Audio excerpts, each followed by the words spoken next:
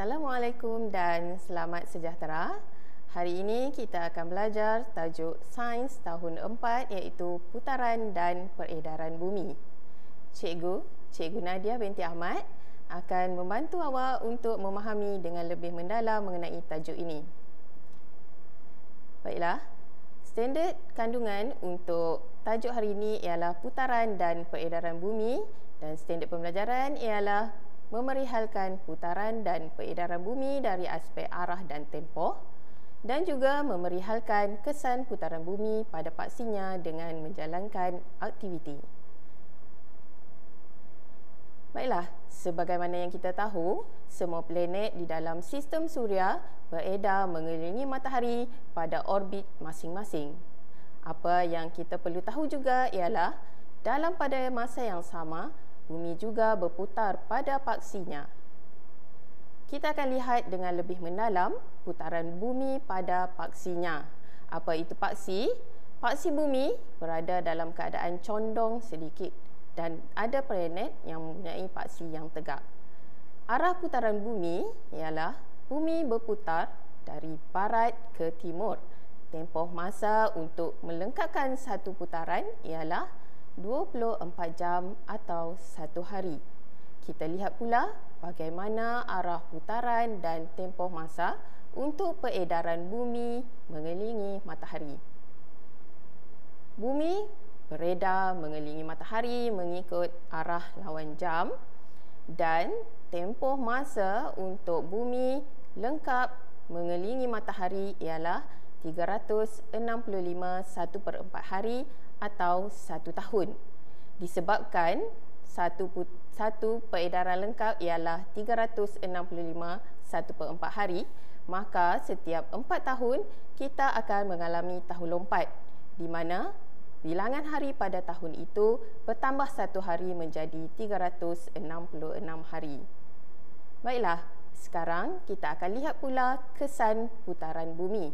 Ada 3 kesan putaran bumi berputar pada paksinya, iaitu kejadian siang dan malam.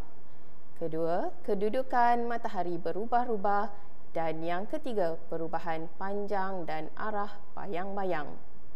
Kita akan lihat dengan lebih mendalam satu persatu kesan putaran bumi ini. Yang pertama, kejadian siang dan malam.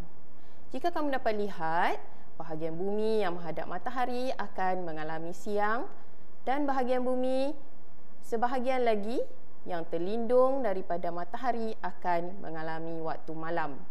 Okey, apabila bumi berputar, bahagian-bahagian ini akan berubah-ubah dan siang dan malam akan bersilih ganti di bahagian bumi tersebut. Sekarang kita lihat pula kesan putaran bumi yang kedua, iaitu kedudukan matahari berubah-ubah. Pada waktu pagi, jika kamu perhatikan, kamu akan dapat melihat matahari terbit pada bahagian timur.